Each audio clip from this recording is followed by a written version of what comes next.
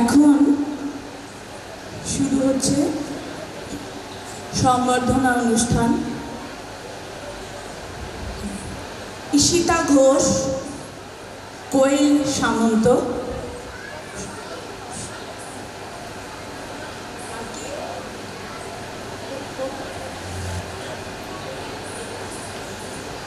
শ্রীমতী মিতালি ঘোষ দিদিমণির হাতে সংবর্ধনা তুলে দেবেন। পায়েল কোয়েল সামন্ত, কোয়েল সামন্ত, কোয়েল সামন্ত উত্তরীয় পরে ওনাকে সম্মান জানাচ্ছেন। সঙ্গে আছেন ঈশিতা ঘোষ।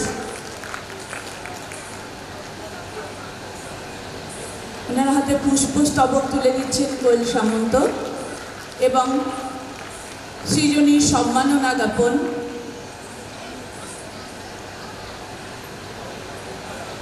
মেমেন্টো তুলে দিলেন মিতালি দিদিমণির হাতে, শ্রীমতী মিতালি ঘোষের হাতে কোয়েল সামন্ত এবং ঈশিতা ঘোষ।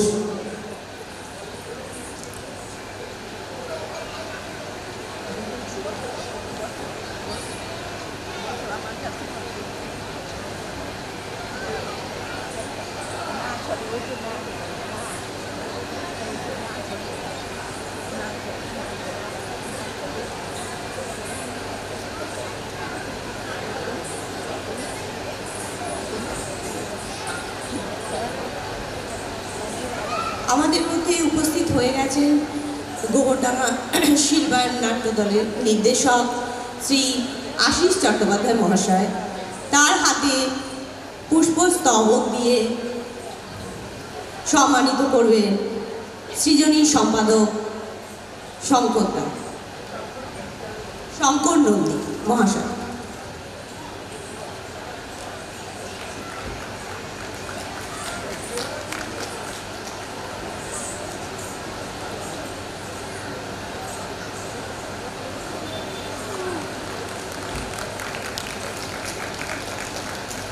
পুষ্পস্তবক দিয়ে সম্মানিত করলেন আশিস চট্টোপাধ্যায় মহাশয়কে।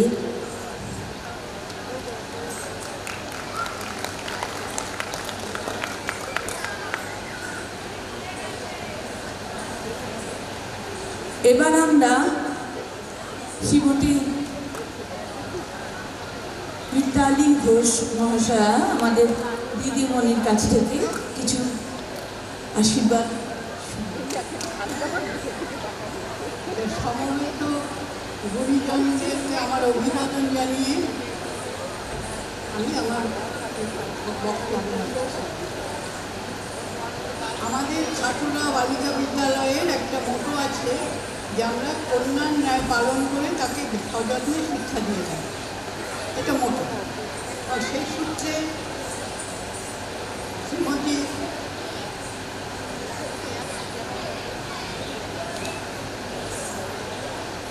বনানী বসু আমার কন্যার সমান, এছাড়াও পারিবারিক সূত্রেও সে আমার কন্যার সমান।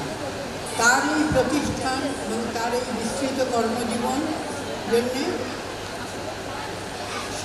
এই যে আমি শুভেচ্ছা জানাচ্ছি, সে আরও বড় হোক, তার প্রতিষ্ঠান আরও বিস্তৃত হোক, আরও সুন্দর হোক, তার জীবন আরও সুন্দর। এই জন্যকে বলে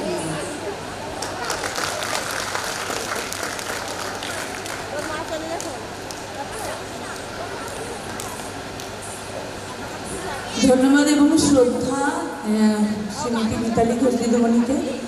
এইবার আমরা কিছু শুনে নেব শিল্পায়নের কর্ণধার বিশিষ্ট নাট্যকার শ্রী আশিস চট্টোপাধ্যায় মহাশয়ের কাছে। নমস্কার। শ্রদ্ধা মিতালি ঘোষ মহাশয়া শিক্ষিকা, তাকে আমার প্রণাম জানাই।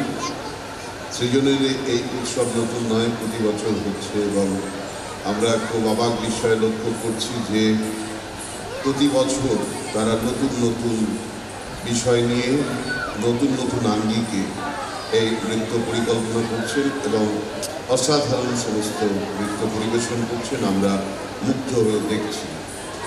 আসলে আমার দুটো মানুষের কথা বিশেষ করে বলতে হবে। একজন তো এই নৃত্য যিনি পরিচালনা করেন এবং যার ছত্র ছায়ায় এত ছাত্রছাত্রী শিক্ষিত হচ্ছে, তারা তালিম পাচ্ছে, আমাদের সবার স্নেহের বনানী বসু। আমি বনানীর জন্য একটা জোরে হাততালি আশা করছি। আর সেই সঙ্গে আমি আরেকটা কথা বলবো এই জন্যে যে এই ধরনের যে ফলিত শিল্প বা পারফর্মিং আর্ট, যেখানে শুধুমাত্র প্রদর্শন করলেই হয় না, সেই সঙ্গে একটা সাংগঠনিক জোর দরকার হয়। অর্থাৎ সংগঠন যদি ঠিক মতো এগিয়ে না যায়, এত ছেলে মেয়ে, তাদের অভিভাবক, তাদেরকে একটা সূত্রে গাঁথা, এটা চারটিখানি কথা নয়। এই কাজটা যিনি অক্লান্তভাবে করে চলেছেন, আমাদের সবার প্রিয় এবং আপনাদেরও সবার প্রিয় শঙ্কর নন্দী, তার জন্য একটা বড় হাত করে। আসলে শঙ্কর নন্দী এমন একজন মানুষ যিনি একাধারে যেমন সৃজনশীল, একই সঙ্গে একজন অত্যন্ত দক্ষ সংগঠক, এবং আমি দেখছি একেবারে বনস্পতির ছায়ার মতন তিনি সৃজনীকে ধরে রেখেছেন।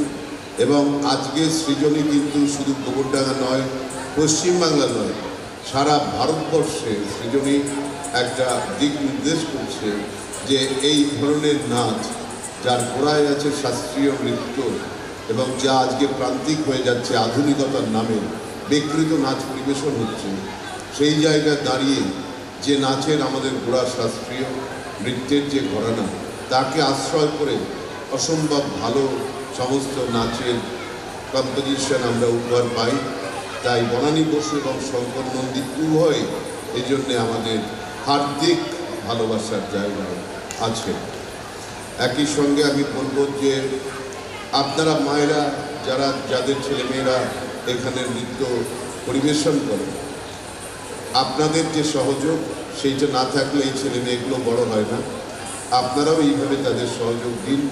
এবং সবথেকে বড় কথা, একজন নৃত্যশিল্পী নয়, প্রকৃত মানুষ হয়ে উঠুন আপনাদেরই ছত্রছায়া। ভারতবর্ষের বিভিন্ন প্রান্তে সৃজনী এখন নৃত্য পরিবেশন করছে, এটা অত্যন্ত গৌরবের, এবং আশা করব কিছুদিনের মধ্যেই সৃজনী ভারত ছাড়িয়ে সারা বিশ্বে তাদের একটা পদচিহ্ন রাখবে এই নৃত্যের মাধ্যমে। নমস্কার, সবাইকে অভিনন্দন, ভালো থাকবেন সবাই।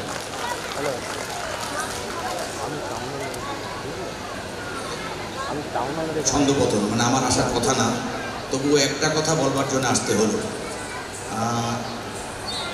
আজকে আমাদের মধ্যে নেই দীপা, আমার খুব ছোট স্নেহের। ওর একটা নাট্য জীবন, সঙ্গীত জীবন, লোকসঙ্গীত নিয়ে কাজ, তার মধ্যেও একটা শেষ কাজ আমাদের কাছে রয়ে গেছে। লেখাটা লিখে গেছিল, গানগুলো ওতে লাগাতে পারেনি, নিয়ে গেছে আমাদের থেকে দূরে। আশিসকে দায়িত্ব দিয়েছি ওই গানগুলোকে যোগ করতে। আমরা পরবর্তী প্রোডাকশান দীপার স্মরণে ওইটা মঞ্চস্থ করতে চাই। এইটা বলতে আমি কথা দিচ্ছি, আমায় যে গুরু দায়িত্ব শঙ্করদা দিয়েছেন, আমি খুব তাড়াতাড়ি সেই দায়িত্ব পালন করব। নমস্কার।